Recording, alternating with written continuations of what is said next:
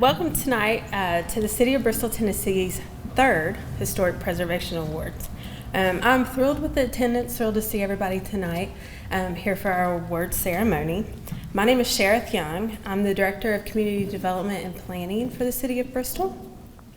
And I'm going to do my best to MC tonight for you all for the award ceremony. We are really excited to do this tonight. This is one of the just most joyful events that the community development staff and maybe the community relations staff works on.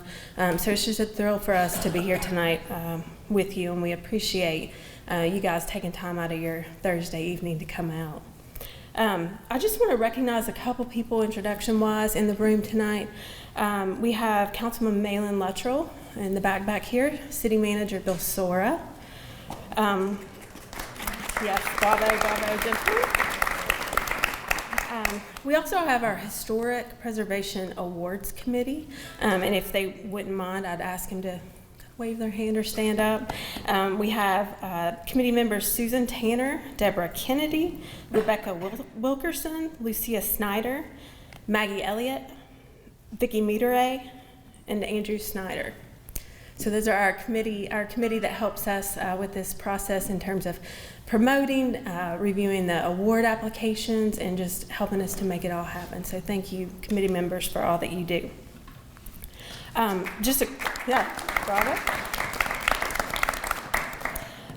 couple other folks to thank. All the people that took the time to fill out an application. The city's community relations department, John Luttrell, Ann Dunham, Jama Hilbert, Brennan Dye, and Scott Hill.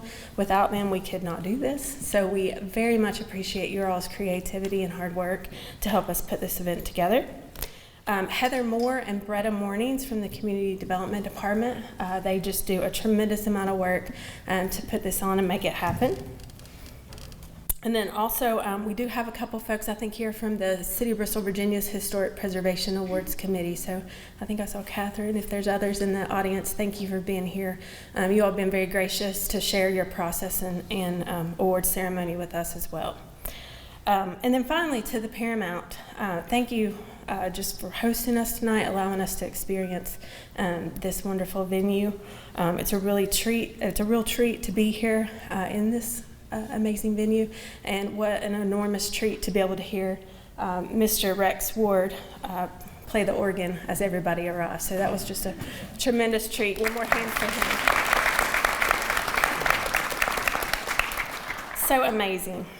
So at this time, please allow me to introduce to you Mrs. Jennifer Hayes. She's the Executive Director of Paramount Bristol. Thank you again to you and the Paramount Foundation for hosting us tonight. Thank you. We are thrilled to have this group here at our historic venue tonight. It's wonderful to be part of the historic community that makes Bristol so special, and Rex playing the mighty Wurlitzer organ, which is one of just a handful of fully functional Wurlitzer organs in the entire country, and we have one right here in Bristol, and so it's really special anytime that we can show it off and Rex can play the organ, and it's just a really good time and really part of our heritage. We are thrilled to still be producing live events each and every month. We hope to produce around 80 to 100 events a month, or a year. 80 to 100 a month would be a little bit much, but 80 to 100 a year, and it's really great for a theater that was built in 1931, originally a movie house, to be able to produce live events and to share that with our community. As you walked up the hallway here, you saw a mural on the wall, and that is one of the original murals from this building, from this facility. And that's what our murals out here were based off of. And you might think, well, why is that mural in the hallway? Well, it used to be in the theater. The theater used to have about 5 extra rows, but during the 1991 renovation, those rows were taken out to make a larger stage so that we could accommodate larger touring groups. But we wanted to leave that little piece of history out there for folks like you who get a little sneak peek behind the scenes. So thank you again for being here. Thank you for being with us. We hope to see you at some of our events. You have rack cards in your chairs so you can see what we have coming up, and we hope to see you a lot throughout the year. Thank you again for being here and for joining us in this special occasion.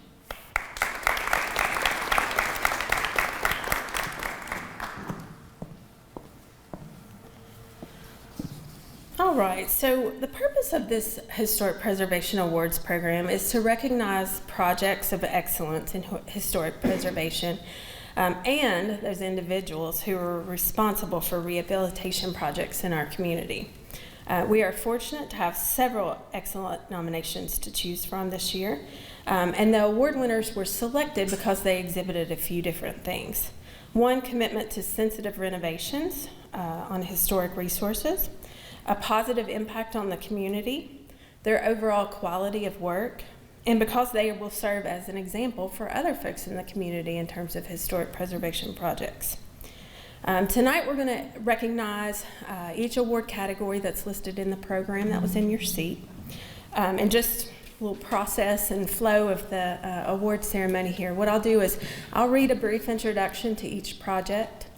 And then I'm going to show you a little video that gives you some imagery of why this project is so wonderful.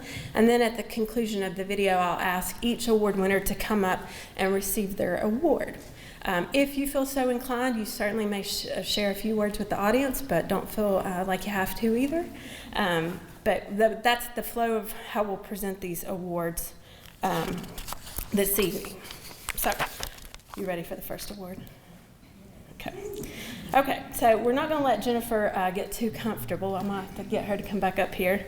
Because the first winner tonight, and this is for our Bristol Downtown Commercial Historic District Award, is the Paramount. And that is the Paramount here located at 518 State Street. The Paramount was built by McDonald and Company Engineers of Atlanta from steel beams, brick and reinforced plaster, and it features an Art Deco design. The theater officially opened to movie audiences in 1931 and boasted a state-of-the-art refrigerated air system and an audio system specifically designed for sound movies. The first film was It Pays to Advertise, and it was a romantic comedy starring Carol Lombard and Norman Foster. The movie theater operated for many years, but closed its doors in 1979 as businesses nationwide started their exodus from the downtown community. The building was purchased by Bristol businessman Harry Daniel in 1980, and it was donated to Theater Bristol in 1982. Community members rallied to support this historic structure in the years that followed, eventually forming the Paramount Foundation and launching a community-wide fundraising effort to save the theater. The building was listed on the National Register of Historic Places, in 1985, and following a series of extensive renovations, reopened its doors to the public in 1991. Additional maintenance has continued through the years, and extensive interior repair work was completed while the building was shut down during the 2020 COVID pandemic. Most recently, the iconic Art Deco marquee that beckons visitors to the theater, often called the crown jewel of Bristol, was fitted with new mechanical components, numbering nearly 2,000 LED lamps. Today, the Paramount attracts tens of thousands of visitors to downtown. Each year, it serves as a community gathering place for entertainment, inspiration, and education. Jennifer Hayes, who you've heard from already this evening, will accept the award on behalf of the Paramount Foundation. But forgive me just one second, I'm going to show your video, and then I'll ask you to come up here and accept your plaque.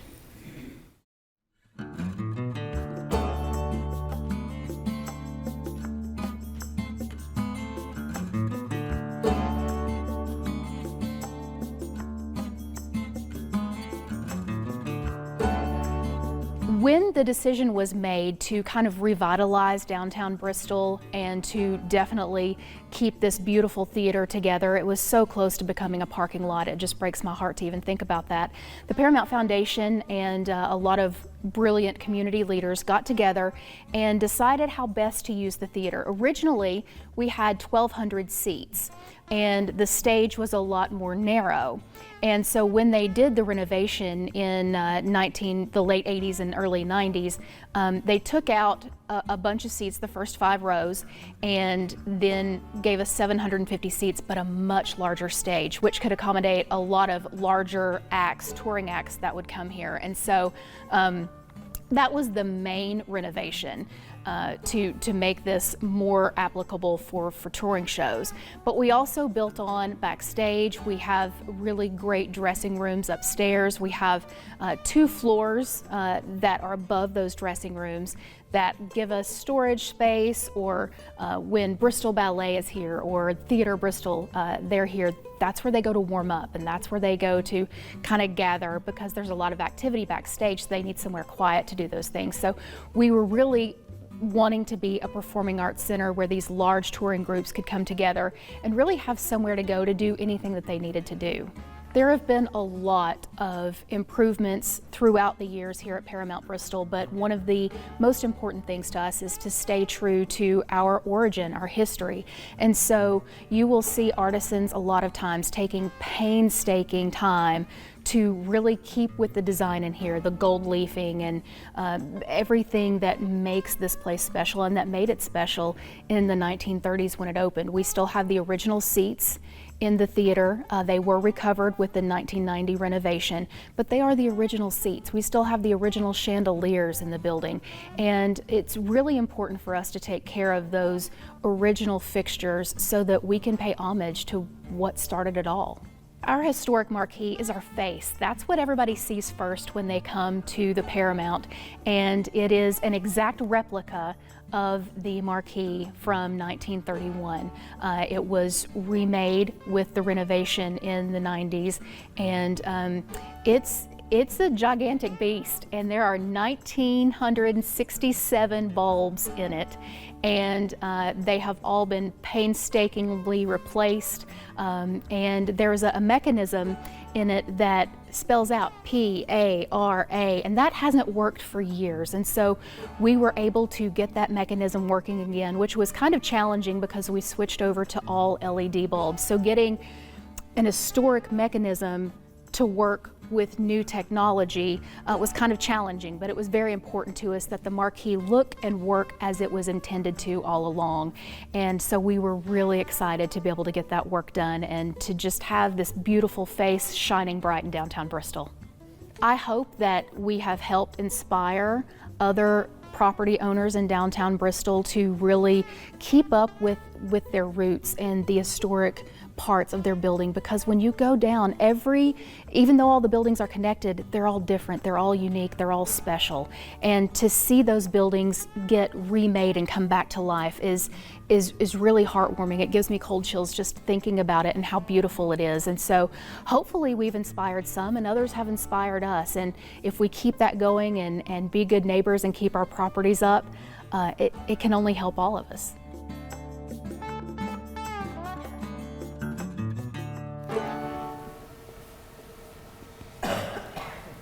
All right, Miss Jennifer.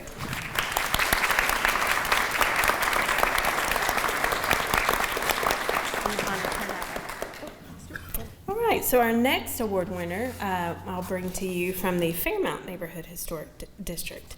And the award winner this year is Frederick and Connie Thompson, owners of 604 Florida Avenue. So a little bit about this property. Built in 1933 in the heart of the Fairmount Neighborhood District, the single-family home at 604 Florida Avenue is a fine example of an arts and crafts airplane bungalow. The style takes its name from the single room on the second floor, designed as a sleeping room during the summer months. It resembles a cockpit because it has surrounding windows on all sides. The low-pitched gable roof, wood clapboard siding, and prominent front entrance porch are other common characteristics of this kind of bungalow.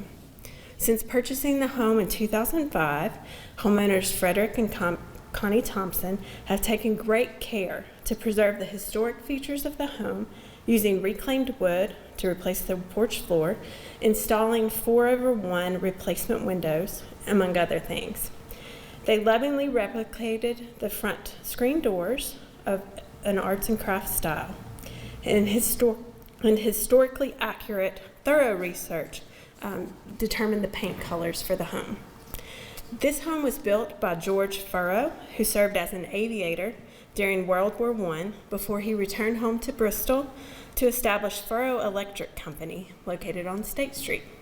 He also served as a captain and an assistant chief in a 29-year career with the Bristol, Tennessee Fire Department.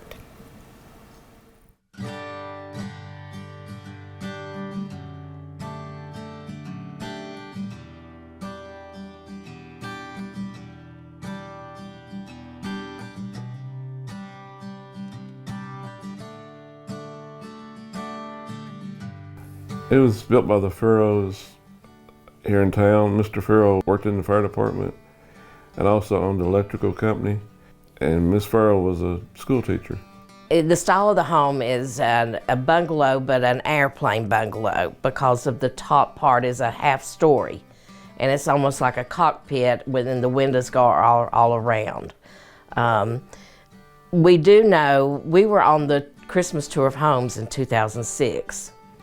And their niece, who stayed here a lot, she came and she brought us pictures and told us a little bit about the house. And one of the pictures she brought, well, Mr. Furrow was in World War I, and her wedding dress, Miss Furrow's wedding dress, was made out of his parachute. To me, the older homes, there's character, there's craftsmanship that you cannot get now. But it's about the history of the people who've lived here too. I think it's good when you know that. New windows, take them back to the original style of the window. Just got through painting the house back in the summer. New roof, renovated the kitchen, getting ready to renovate the bathroom, refinished the floors. The front porch is probably one of the projects that I'm the happiest with. The porch, the floor had been painted several times and was needing to be replaced. And then the screen doors had we found them downstairs in the basement, and we used them for a little while, but they were pretty rickety. So we had the screen doors custom made because that's just part of the house. Then we just had done. The colors, I tried to research to make sure they were historically correct and that I liked them too. But I just, I really like the porch, the entryway. The windows are all the way across the front, and those just go up and down, but there's 4 side windows and one to the back that actually would have swung open, and you couldn't open them when we bought it. And when we had the windows redone, we had them to where they do swing out. And it just gives good ventilation.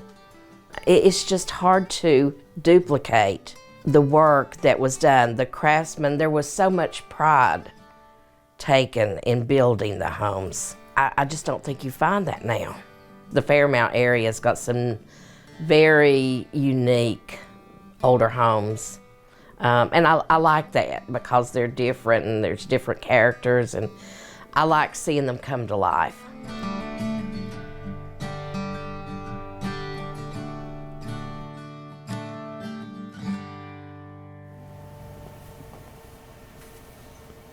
All right, Mr. and Mrs. Thompson, congratulations to you.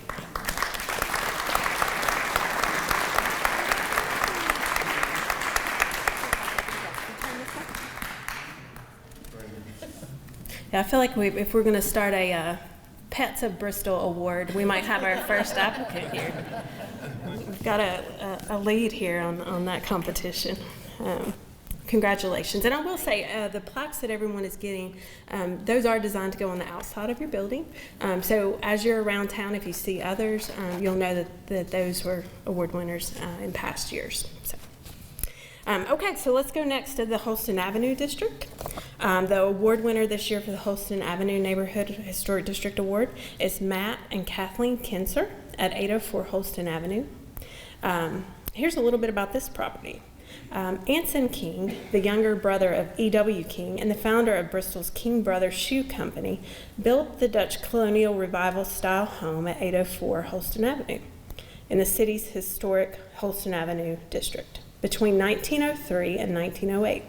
It features a gambrel roof and curved eaves, a large front porch, and 2 exterior side doors that lead into the home's dining room and library.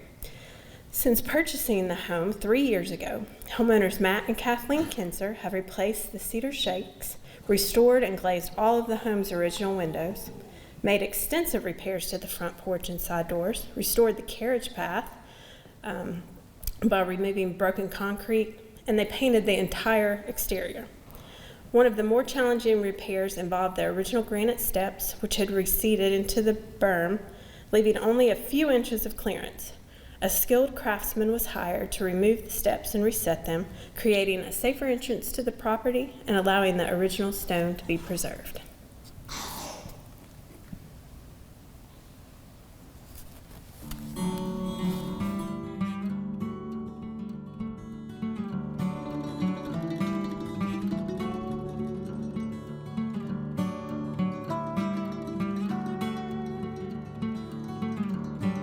So we've never owned an old home before. We've built a few homes, and the home that we moved from to come here just south of Nashville, Tennessee, was a home that we had built. But we've always loved and admired old homes, but never thought we'd own one. But when we made the decision to make one final move and move into East Tennessee, we decided that's what we were going to do. We're going to buy an old home. Our realtor, I'm sure he thought we were crazy, because the presets that we told him, anything from the 1880s to 1920. We don't want anything. Nothing newer. Nothing newer, maybe older.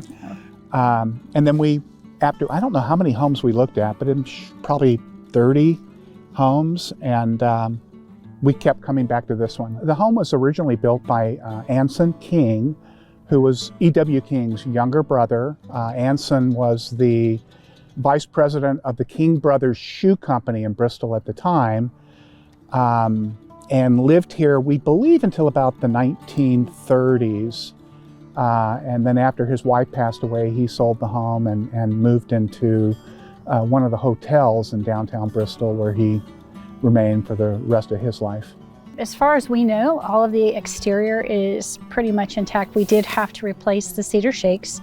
The siding, we were fortunate to have a restoration painter who came and painted everything by hand, went down, took paint off as gentle as he could so we could keep the original stuff on there. The shutters were not on the home when we purchased it.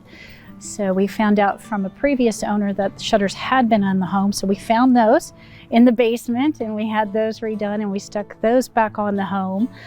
The front door had been painted at some point to a red that had faded over time. And so again, we were fortunate. Our restoration guy on the outside came and said, I can take that back down to the original Tiger Oak. And we said, please. So he went ahead and he did that. The porch, all of it is all the original, the amazing stonework.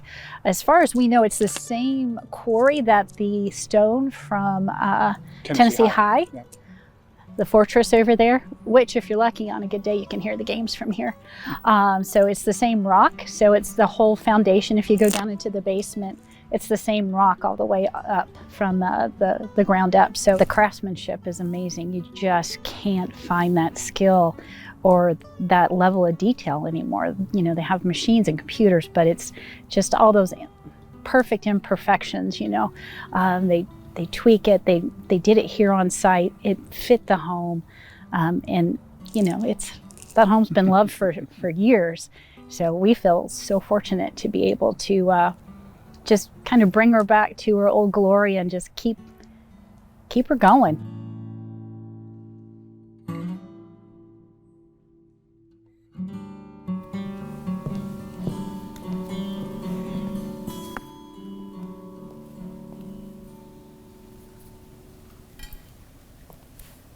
Mr. and Mrs. Kinzer.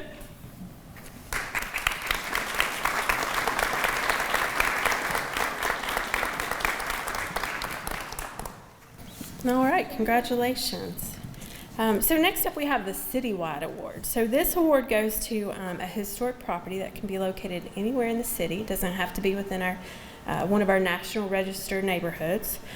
So it will probably come as no surprise to anyone here who travels up and down Anderson Street very often that our winner tonight for the citywide award is 704 Anderson Street, which is the E.W. King House owned by the Honeydew Franchising Group and Mr. Brad Fluke. Here is a little history about the home at 704 Anderson Street. Now home of the Honeydew Franchising Group, the majestic structure located at 704 Anderson Street was built in 1903 as the home to merchant E.W. King and his wife Alice. The Queen Anne style house is unique in that it has features of the Second Empire and Renaissance Revival styles. The home features massive brick walls inside and out, laid in a running bond pattern with darkly tinted mortar. This work is credited to John J. Fowler, a highly respected African-American brick mason who also worked on a number of other historic buildings in the city. When the King family left this home to move to a smaller home in 1933, the building was operated as a boarding house for several years and then divided into a series of smaller apartments. The Bristol Historic Association acquired the building in the late 1990s and was successful at getting it listed on the National Register of Historic Places. The association was unable to raise the funds needed for the massive restoration work that was needed here, and the home changed hands a few times before ending up in the hands of Brad Fluke, CEO and founder of the Honeydew Service. He purchased the home in 2019 and embarked on 3 years of renovation work.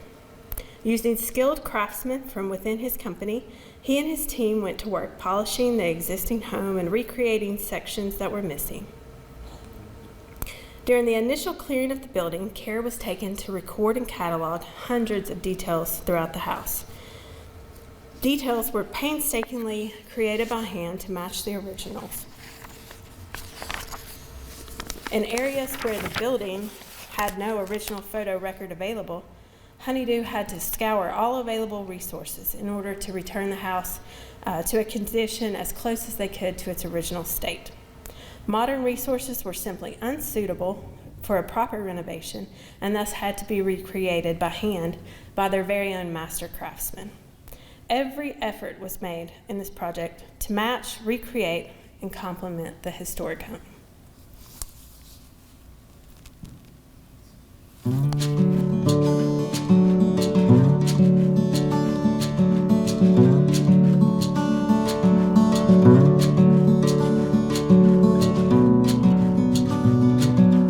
I moved here in 2002, and that was right when this building was really starting to decay, and it just sat there. So the entire life of my business, kind of had my eye on it all along, but it was never really for sale. I think the Bristol Historical Society had it at that point, and they were trying their best to preserve it, and they did some great work here. But as my business grew, I just always kind of paid attention, and really there was a moment in the Honeydew life that changed. We had an opportunity to do a historical remodel in Bristol, Virginia. We called it the White House, but it was a house built in 1905. And that started my passion of how things were built before electricity, the craftsmanship, and just amazing what those guys could have done way back then. So we got a chance to do that, and as we were finishing that, this property came up for sale. We were able to negotiate and get the opportunity to save it. Mr. King had built his first house, which was a much smaller house, and it was built on a brick foundation. That foundation is still underneath this property. That house was knocked down, and that foundation was part of building this building. This building was built in 1903, and he built it for his primary residence. He was here till I think it was 1933, so about 30 years, and then raised his family, all the kids, wife, social events were done here, and then they moved, I think it was 1933, to a smaller dwelling as they were growing. So the property is actually built with a Renaissance Revival styling to it. A lot of brick features. I learned about what egg and dart was. I did not realize it at the moment, but it's the style of the trim and the profile of the trims made into the brick itself. So I learned a lot about that. It's a Queen Anne styled type property. So that would have been what the character of the building being a Queen Anne style. We got a great group of guys, they get along well and really good at what they do. But their passion to save this property, and some of our subcontractors. The landscaping was donated by one of our subcontractors. Our electrician came in and donated, just not for advertising, nothing but to feel good about giving to the Bristol community. So a lot of donations, a lot of lessons learned. We were working on the drywall one day, and a guy come walking in that specialized in the plaster. Well, plaster is not something we do anymore. We drywall instead of plaster. But he came in and actually taught my guys how to manage plaster and how it's different. He had no cost. He just did it because he cared. So a lot of love has gone into this property. There were areas that we did sheetrock, but there were areas that we did use the plaster technique as we could. All the ceilings came out in order to be completely rewired and replumbed, so those went back with sheetrock. But the walls that were original, we did use the plaster technique. There are no wooden walls in this building. People might not realize that. Every wall in this building is brick. We are 4 brick deep on the first floor, 3 the second floor, 2 on the third floor. The only wooden walls are the ones that we added for the restrooms and some closets here and there. But everything originally is all brick walls. To be able to follow Mr. King's business mind, starting of our community, and to have the privilege to be another businessman many years later, and for our business to watch it grow, just feel absolutely blessed to have the opportunity to work on the building and then call it home for a while. And as we've grown, and now we're growing across the nation, and to be able to done that right here from Bristol, Tennessee, to follow in his footsteps, just been good for my soul.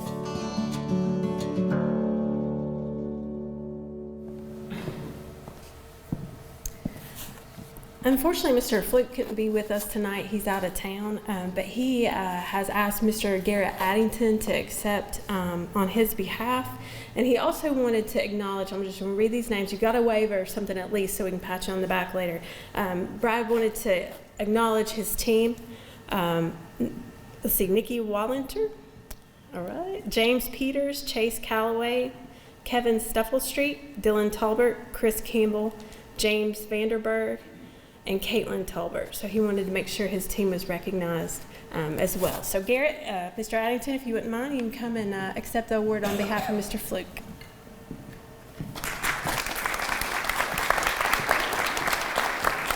Thank you so much. Nobody else did a speech, but Mr. Brad wanted me to do a speech. We got him on FaceTime here, so I am not a good public speaker, so I made a few notes to keep me on track here. So first of all, thank you for having me here tonight. I see a lot of familiar faces out here. For those of you who don't know me, my name is Garrett Addington. I'm with the Addington Agency here in town, a local real estate company. So tonight I'm here to talk to you guys a little bit about the E.W. King House on behalf of Mr. Fluke, who unfortunately couldn't be here with us. Mr. Fluke and his team at the Honeydew Service is beyond honored to receive this award and recognition for the historical preservation project done at the E.W. King House. Whenever I was preparing for this speech, there's so much that comes to mind about this house that I wanted to talk to you guys about. The history of this house truly acts as a symbol for what Bristol still stands for today. A symbol of enterprise, a symbol of vision, a symbol of courage, and more than anything, a symbol for the ability to live the American dream here in Bristol, Tennessee. I was so excited to have you guys as the audience for this speech because you guys, more than anybody, can understand, recognize, and appreciate the importance of preserving these symbols throughout our community. Whether it's the train station, whether it's the Paramount, or whether it's the E.W. King House, all these houses or properties are symbols of Bristol's history. Unfortunately, not everybody can appreciate what these symbols are and what they mean to our community. Some people look at these houses simply as an investment vehicle that could yield a high return. Subsequent to that, it has resulted in a lot of these estates being converted to apartments, which unfortunately leaves a tarnish on the original vision that was casted generations ago. However, there are still some visionaries that see these properties for exactly what they are, a symbol to Bristol and the history that has to be preserved. Whenever Mr. Fluke and his team at the Honeydew Service came across this overwhelming project, they immediately saw the same vision that Mr. King had back in 1900. A vision of a property that could accommodate the dream for an enterprising team on a local, national, and someday maybe even a global scale. To have the opportunity to leave a mark in history on the E.W. King House was truly incredible. However, it couldn't have been completed without the help of everybody in the community. So I'd like to just take a time to say thank you to everybody here, and a special thank you to a few people. Thank you to Home Depot. Thank you to the Historical Society. Thank you, of course, to Honeydew and all the folks that made this dream a reality. And thank you just to everybody in the community that supported Brad's vision in making his dream come true with this property. The Honeydew Service was originally founded here in Bristol and has expanded into over 9 states with over 20 locations. As the company continues to grow, they will always remember this opportunity to restore this piece of history in their own hometown. However, it's with great honor for me to announce that the Honeydew Company will officially be looking to pass the torch to the next owner of the E.W. King House. The property will officially be listed on the market tomorrow morning. There's going to be a private event in the next coming weeks that everybody here is invited to. So thank you again for the opportunity to speak to you guys tonight, and thank you again for this award. We look forward to doing many more projects like this in the future and look forward to seeing everybody at the event in the coming weeks. Thank you so much.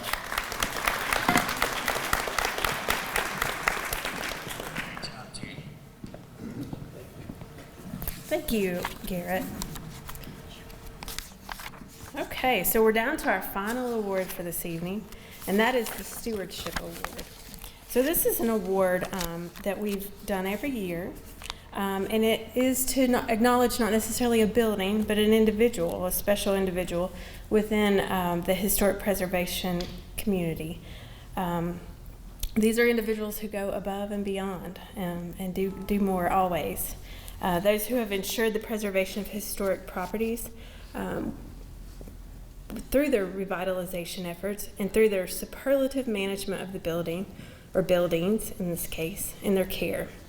As our committee met and discussed historic preservation in Bristol, a familiar name kept reoccurring, and that name is Sandra Armstrong. Sandra Armstrong and her crew from Somersaults LLC are honored this year for their ongoing efforts to restore historic homes across the city. Since 2014, they have restored dozens of houses in the city's historic districts, beautifying entire neighborhoods in the process. Examples of their work can be found on Pennsylvania Avenue, Alabama Street, Georgia Avenue, Anderson Street, Taylor Street, and along Volunteer Parkway. Modern elements are added to make the homes comfortable for today's owners, but great care is taken to preserve historic elements like staircases, trim, fireplaces, and exterior features that contribute to the overall look and feel of historic neighborhoods. In addition to the beautiful rehabilitation work that Sandra does, her amazing design eye in seeing the potential in these homes, she's an amazing champion of her entire team.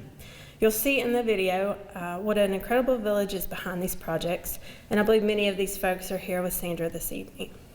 And she actually, just to illustrate this point, asked me to read something to capture how important her team is to her and what an incredible group they are. So I'll go through her list. First is Joe Armstrong, Sandy's husband and biggest fan. He provides capital investment, moral support, the occasional on-site opinion, and is especially tolerant of the multitude of products and supplies that find their way through their home. Johnny Jones and Frankie Nunn begin the projects with demolition and debris removal.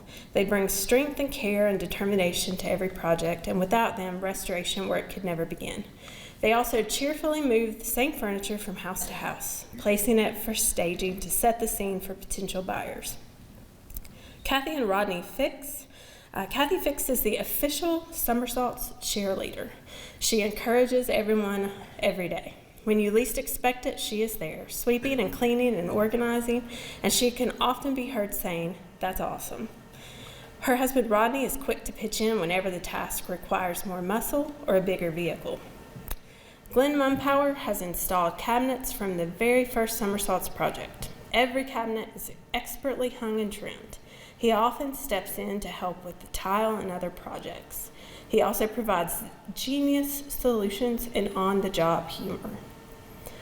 Ron Reed is the Somersault's project manager, and he's worked on every single Somersault's project. He brings the necessary experience, know-how, and the voice of reason to each job.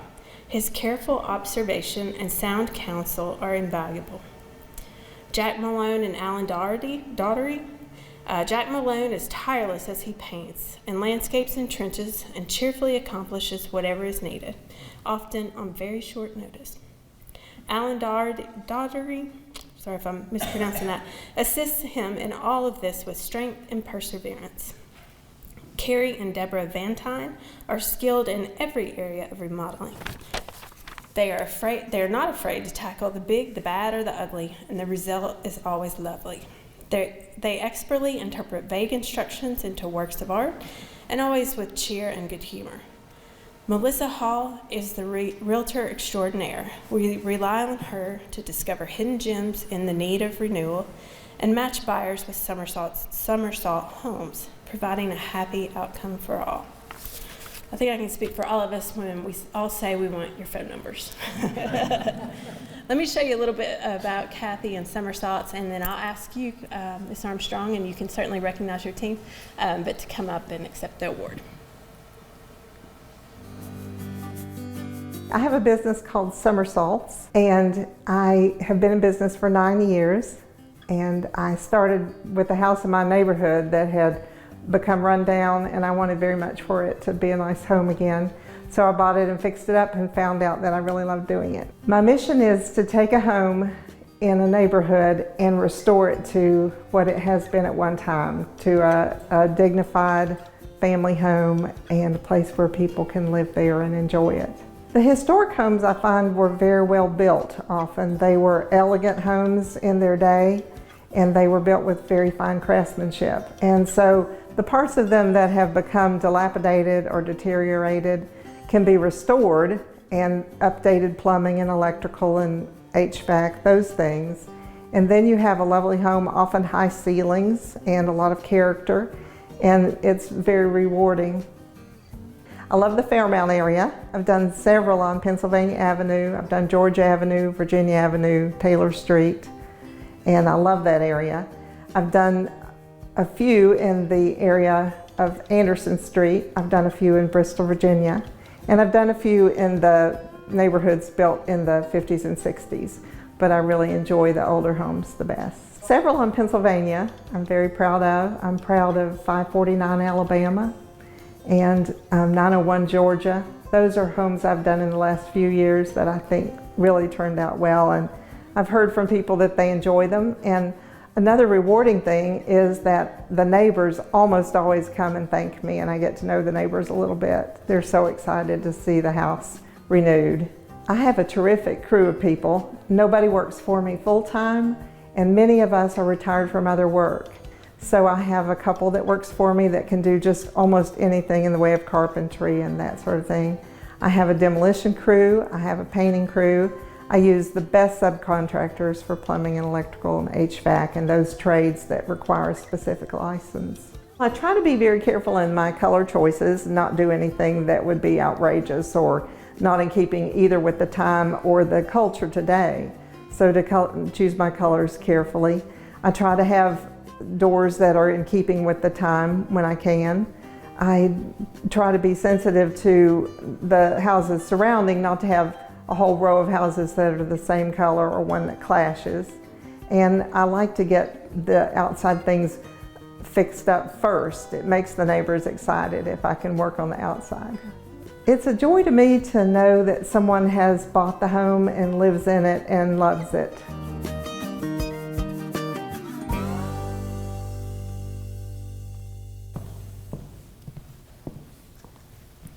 All right, Ms. Armstrong, if you'll come up and accept on Somersault's behalf.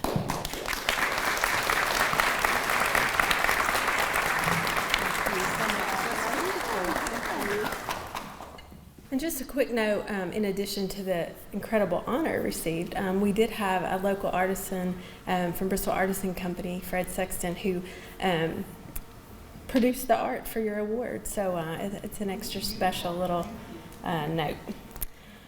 Okay, well, that concludes the awards portion of tonight's ceremony. Again, I can't thank you all enough for coming out and being with us and spending your Thursday evening clapping and patting all these folks on the back. They certainly deserve it for all that they do for our neighborhoods and the entire community. So thank you guys so much. Congratulations to the award winners. And we have plenty of snacks over here. If everybody has a chance, please meet, greet, and say hello to everyone. And we appreciate you for coming out.